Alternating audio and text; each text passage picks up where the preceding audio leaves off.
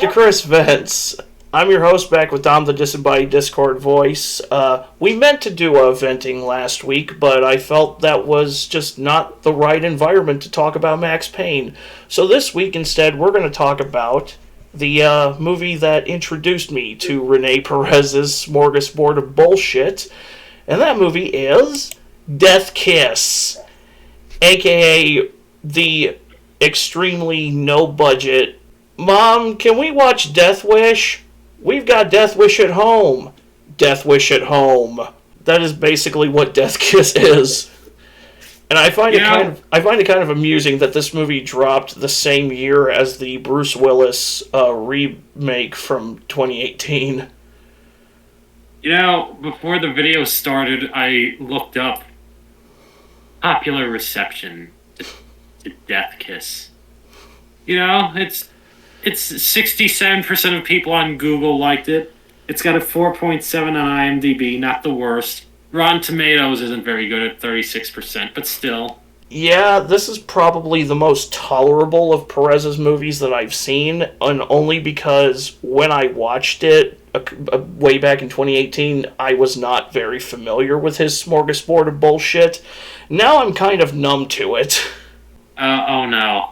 Reading IMDb again. I'm looking at the tags. Rape, doggy style, big breasts, exposed breasts, and I'm seeing a few other things. Is that for this movie? Pedophile, yes. Well, I mean, at least a couple of those tags are accurate. The first people he kills are, one of them is a guy who's prostituting a kidnapped child, and the other is a guy who just raped a child. Oh, okay, well. So I guess that's semi-accurate.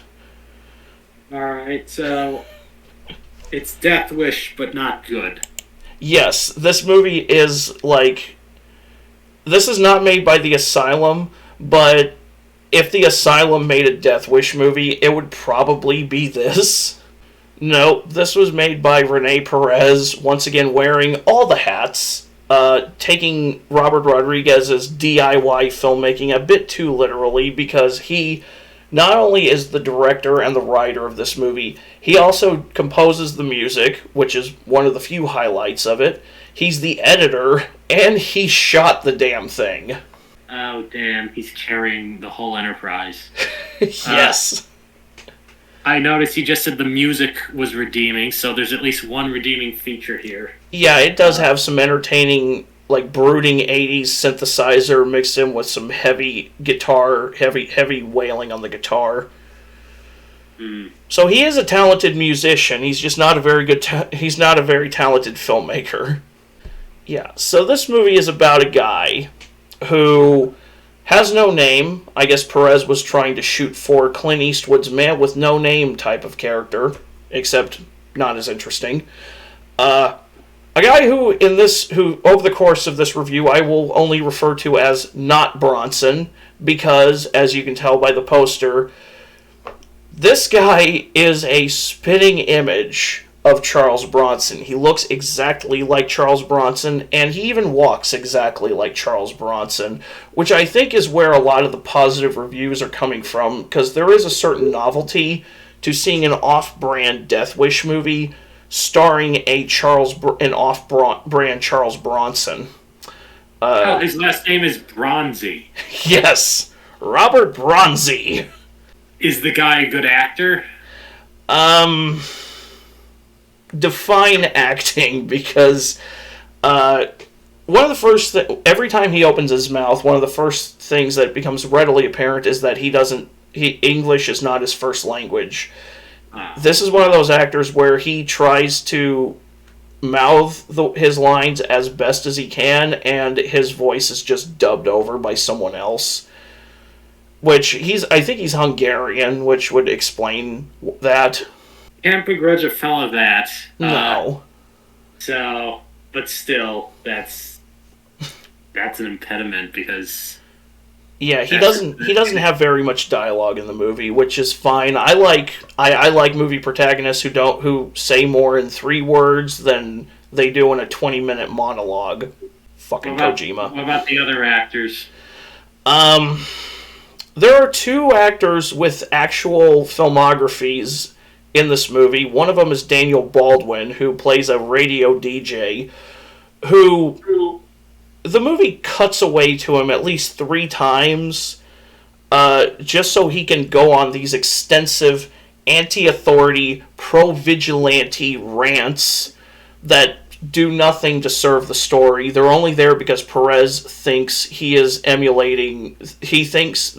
He's trying to emulate the Death Wish movies, and he thinks that they're propaganda, so he's trying... It's him trying and failing to make a propaganda movie. Pro-vigilante. Pretty much. Yeah, well, and I've seen the entire Death Wish series quite a few times. I can tell you straight up that none of them are propaganda. The first Death Wish was a slow burn character study about an average American's descent into vigilante madness, and it kind of presented both sides of the, is vigilantism good for society, is it not good for society? It kind of presented both sides and left the audience to make the decision themselves. Death Wish 2 was a standard issue revenge film. Death Wish 3 and 4 were the loud, explosive, stupid Canon Films action movies. Death Wish 5, also a standard revenge film. The Death Wish reboot, also a standard issue revenge film. These movies are not propaganda at all. And calling them propaganda is extremely dishonest. Well, that sounds like Perez trying to play to nostalgia. Because he's playing off what people think it was instead of what it actually was. Yeah. So we have Daniel Baldwin in this, and he's fine. I mean, I at least buy that his character believes in what he's saying, even if he doesn't really serve the plot all that much. And then we have Richard Tyson in this movie, who the only other movie I remember seeing him in was, I think, Kindergarten Cop. Yeah, he plays this movie's villain, and I'm using Dr. Evil size air quotes here on the villain because he doesn't really do much in the whole movie. He has 3 scenes. One of them, he manages to trick a guy into beating his own father to death with a baseball bat. What, did he put a bag over the father's head and say, this is someone completely different? Yes. Oh. Yep. Okay. There that was when you were supposed to say no and then explain what actually happened. Okay. Well, so yeah, that happens, and then he goes to rape the guy's wife, and then Bronson shows up to ruin that day. Then he gets nicked in the ensuing gunfight and shows up at an ex-girlfriend's house to nurse his wounds. And then the last scene we have of him is like he's in the mountains about to leave with this guy chained up to a tree, and he's about to feed him to the wolves when Not Bronson shows up to again ruin his day. So The guy doesn't do, apart from those 2 or 3 instances, he doesn't really, nothing he does is an active detriment to Not Bronson's anti-crime mission. well, then what's Bronzy doing for most of the movie if this guy's not active? Well, if he's not going after if he's not just going around in the streets looking for random scumbags to kill, that runtime is actually padded out by, there's a subplot-ish, I guess, where he's been, I guess he's been stealing money from the criminals he's killed and leaving it in these packages in the mailbox of this one woman living out in the country with a paraplegic daughter. And eventually, that mother discovers him putting money in the mailbox, and the 2 start to, I guess... The movie wants me to believe they're forming some kind of a bond, but it's just not there. Hey. Well, from what you've just said about the villain, it sounds like the plot's a mess and disjointed. Yeah, and given that Perez, on average, tends to have a movie written, filmed, and edited and ready for distribution within 4 months, that wouldn't surprise me. This is a script where there's something resembling an idea here. There's something that could work in the form of, more than just playing off nostalgia for, hey, it's a Bronson lookalike doing Death Wish shit. There's a hint of an idea here, and if he was allowed to have his script spend maybe a few more minutes in the oven, you could have had something. So the plot's bad, the acting is mediocre at best. We'll say it could be worse and be nice. I've seen significantly worse. I do appreciate that there's a lot of in-camera blood effects, and when people get shot, it's not just a little bitty nick. No, it's an explosion. It's a geyser of blood. I appreciate that because I'm a gore hound.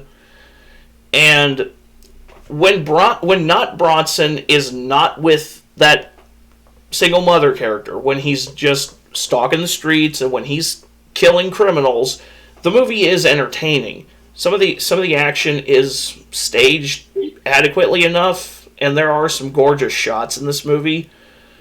So it has that. It's just a thing that exists. What else? What else is there? We went over the plot. We went over the writing. Music's good. At least it's good considering what it's trying to do.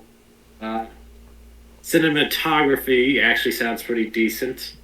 Yeah, normally Perez has some very good sun-drenched framing of the California countryside, because he lives, I think he has said he lives in Northern California, and there's a lot of mountain regions up there. I'm going to say you would not give this film a general recommendation. Would you recommend it to a fan of the Death Wish series? I would suggest just watching the Death Wish series, even the Bruce Willis reboot. This is probably a movie you could have fun with friends if you guys get drunk. I mean, right now it's streaming for free on Tubi. That's how I watched it. Other than that, I wouldn't pay money to see it. I wouldn't pay money for an Amazon rental. And I would not suggest watching it sober. I would suggest watching it just for the novelty of a Bronson look-alike named Bronzy. Yeah, and apparently this is the second movie he has done with Perez, and they've actually done 2 more movies beyond this. Their first collaboration was a Western called From Hell to the Wild West, which is worse than this. I'm just going to say that. There are other 2 collaborations. One of them, I think, is a slasher movie called Cry Havoc, and the other is another Western called Once Upon a Time in Deadwood. Those 2 I have not seen. I see. I would say watch this over From Hell to the Wild West, or anything else Perez has made that we've talked about so far. But that's not recommending much. Wait, there's one important question that hasn't been answered. Is there any kiss in the movie? No. Oh. Fucking lying title then. I think the title comes from in one of his on-air rants. Daniel Baldwin drops a line that if the police aren't going to do their jobs and deal with all these child traffickers and these drug traffickers, well, maybe we need somebody to roam the streets and deliver the kiss of death to the criminals. That's where the title comes from. All right. Well, we've heard about it. We've got our recommendation. Sort of. If you're Perez fanboy, this movie sounds like the closest thing you're going to get to a trump card in an argument. He must have fanboys if he's still making movies. And the overwhelming majority of them are unmemorable. But on that note, that's going to do it for this week's edition of Kris Vents. Thank you guys for watching, and I'll see you later.